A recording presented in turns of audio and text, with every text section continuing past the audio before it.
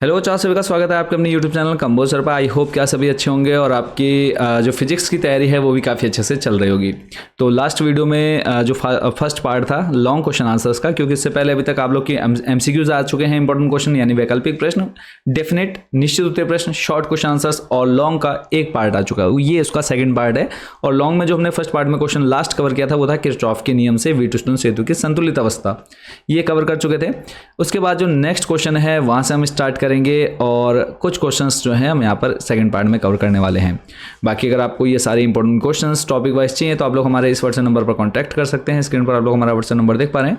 Simply message करना है, class, subject और मीडियम में तीन चीज़ हमको बतानी है। इतना बताते ही हम आपको क्यूआर कोड सेंड कर देंगे, चाहे आप हिंदी मीडियम से इंग्लिश मीडियम से, तो सभी सब्जेक्ट के इंपॉर्टेंट क्वेश्चन अवेलेबल हैं। तो जो भी बच्चों इंपॉर्टेंट क्वेश्चन लेना चाहते हैं या फिर बोर्ड एग्जाम में बहुत अच्छा स्कोर करना है तो आप इन पीडीएफ को बाय कर सकते हैं। सिर्फ पासिंग मार्क्स है या फिर 30-40 नंबर लाने हैं तो आप लोग इंपॉर्टेंट क्वेश्चंस जो हम बता रहे हैं इन्हीं को आप लोग अच्छे से प्रैक्टिस कर लीजिएगा। तो क्वेश्चन है, बायो-सवार्ट के नियम की सहायता से किसी धारावाही वृत्ताकार कुंडली अथवा लूप के केंद्र पर उत्पन्न चुंबकीय क्षेत्र के लिए व्यंजक प्राप्त कीजिए। क्वेश्चन आपका 2010, 12, 17, 20, 14, 16, 23 इतनी बार ये क्वेश्चन बच्चों आपके एग्जाम में प्रीवियस में बन चुका है। पीवाईक्यू में ये क्वेश्चन इतनी बार आ चुका है, तो समझ सकते हो कि कितना इंपॉर्टेंट ये क्वेश्चन रहने वाला है। या फिर इसको आप लिख लीजिए अलग से कि हाँ ये क्वेश्चन आ गया है, अभी ही रख लीजिए कि हाँ ये क्वेश्चन आपके एग्जाम में पूछ लिया गया है। तो बायो-सवार्ट का नियम क्या है, बहुत अच्छे से आप लोगों ने पढ़ा होगा और मुझे पता है आप लोगों में से 80-90% बच्चों को ये क्वेश्चन तैयार भी होगा बहुत अच्छे से। तो फॉर्मूला जो हो जाता है वो होता है del B mu naught upon 4 into ideal sine theta upon r square. Mu naught upon 4 की जो वैल्यू है कमेंट सेक्शन में बताना आप लोगों ने। तो इसको बच्चों आप लोगों ने अच्छे से प्रैक्टिस कर लेनी है। कोई डाउट, कोई क्वेश्चन रहता है कमेंट सेक्शन बच्चों आप लोगों के लिए ओपन है, वहाँ पर आप लोगों ने कमेंट करके अपने डाउट्स क्लियर कर लेने हैं। नेक्स्ट चलते हैं, अगला जो महत्वपूर्ण प्रश्न है वो है, दो सीधे समांतर धारावाही तारों के बीच लगने वाले बल के लिए सूत्र प्राप्त कीजिए तथा 1 एम्पीयर धारा की परिभाषा दीजिए। प्रश्न आपका 2010, 13, 14 में बच्चों ये बन चुका है। क्वेश्चन देखो कैसे पूछा जा सकता है। आप आंसर्स तो याद कर लिया एम्पीयर का नियम, बट वो एम्पीयर का नियम आपको और किस तरीके से पूछ सकता है, क्या क्या और उसके क्वेश्चंस के टाइप बन सकते हैं, तो भी आपको इधर दिए गए हैं कि एम्पीयर के नियम का उल्लेख कीजिए तथा दो सीधे समांतर धारावाही तारों के बीच लगने वाले बल का सूत्र व्युत्पन्न कीजिए।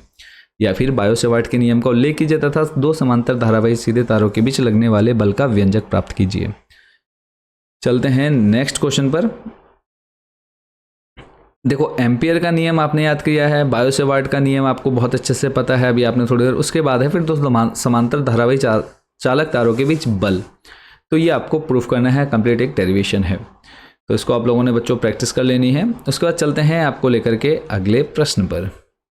और ये जितने क्वेश्चन देख रहे हैं आपके लॉन्ग क्वेश्चन आंसर्स है और सेकंड पार्ट इससे पहले ऑलरेडी जो है इसका फर्स्ट पार्ट आ चुका है। तो जिन बच्चों ने वो वीडियो नहीं देखी, लिंक आपको डिस्क्रिप्शन बॉक्स में ऊपर आई बटन पर मिल जाएगा।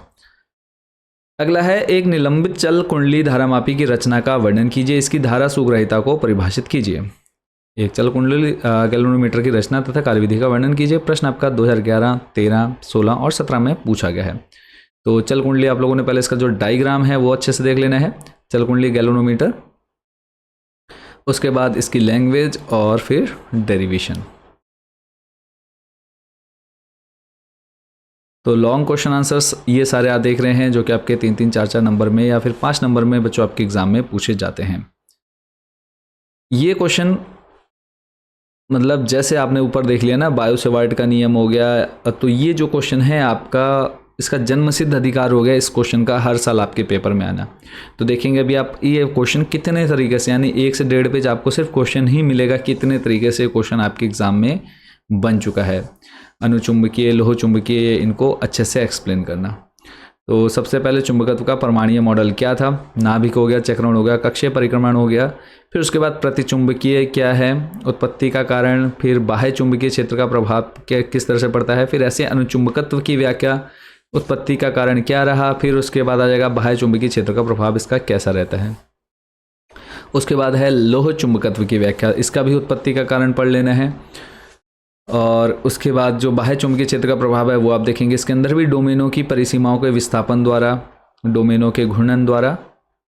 नेक्स्ट चलते हैं, अगला जो हमारा महत्वपूर्ण प्रश्न रहेगा वह है, वैद्युत चुंबकीय प्रेरण से क्या अभिप्राय है, फैराडे के वैद्युत चुंबकीय प्रेरण संबंधी नियम बताइए। अब ये क्वेश्चन देखो आपका 2010, 11, 13, 15, 18 में बच्चों बन चुका है। अब इस क्वेश्चन को भी कई बार घुमा फिरा करके पूछा गया है कि फैराडे के वैद्युत चुंबकीय प्रेरण संबंधी नियम लिखिए तथा उनकी व्याख्या कीजिए, या फिर वैद्युत चुंबकीय प्रेरण से आप क्या समझते हैं, वैद्युत चुंबकीय प्रेरण संबंधी फैराडे के नियम लिखिए। इंपॉर्टेंट रहेगा बच्चों ये भी आपके इस बार बोर्ड एग्जाम के पॉइंट ऑफ व्यू से। तो सबसे पहले डिफाइन कर देना है वैद्युत चुंबकीय प्रेरण को, और उसके बाद इसका पहला नियम क्या था जिसे हम न्यूमैन के नियम के नाम से भी जानते हैं, उसका डेरिवेशन आप लोग देखेंगे यहाँ पे कंप्लीटली। सेकंड जो द्वितीय नियम है उसको हम लेंज के नियम से भी जानते हैं, और इंपॉर्टेंट है लेंज का नियम, मैं आपको पहले ही बता चुका हूँ कि किसी परिपथ में प्रेरित धारा की दिशा सदैव ऐसी होती है कि वह उस कारण का विरोध करती है जिससे वह स्वयं उत्पन्न होती है, इसे लेंज का नियम भी कहते हैं। ऐसे ही फिर इसमें आप देख सकते हैं कि ट्रांसफार्मर का उपयोग दिष्ट धारा में नहीं किया जा सकता, तो ये आपने देख लेना है। उसके बाद नेक्स्ट जो है, किसी पतले लेंस के लिए अपवर्तन का सूत्र स्थापित कीजिए। इंपॉर्टेंट है, कई बार आपके एग्जाम में पूछा गया है, और इस बार ये आप लोग का मोस्ट इंपॉर्टेंट में बच्चों रखा गया है। इस क्वेश्चन को किसी ना किसी कारण से इसको इस बार भी आपके इंपॉर्टेंट क्वेश्चन में कवर किया गया है, क्योंकि ये क्वेश्चन आपका हर 2 से 3 साल बाद रिपीट होता है।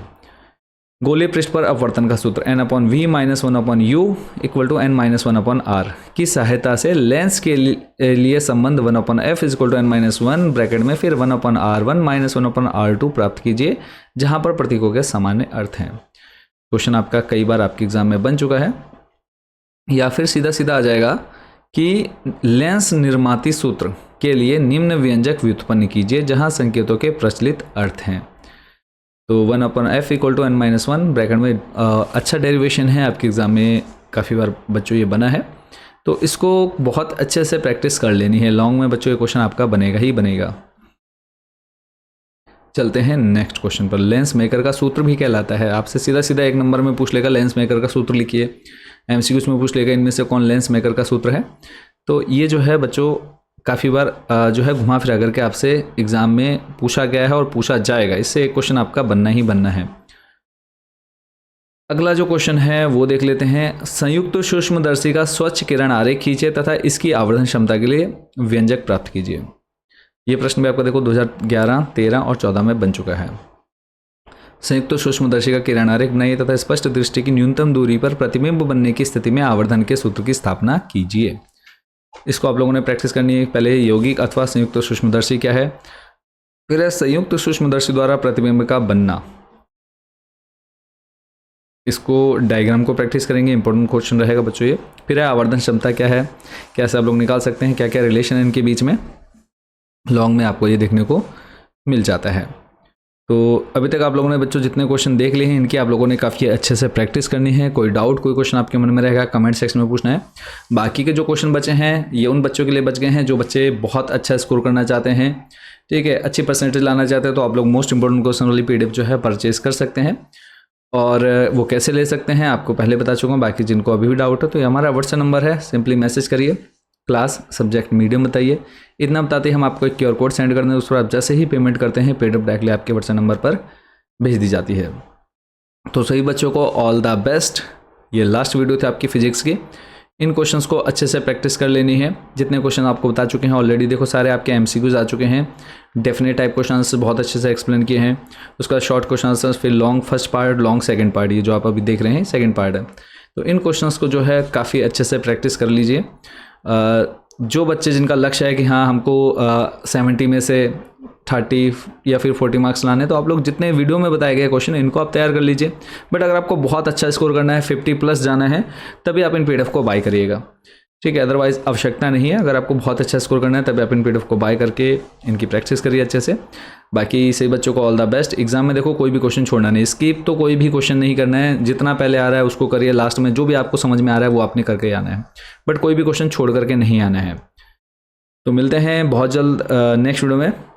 इसका सॉल्यूशन वीडियो लेकर के आएंगे, आप लोग के रिव्यूज़ भी लेंगे और रिव्यू करेंगे पूरा पेपर की कैसा रहा।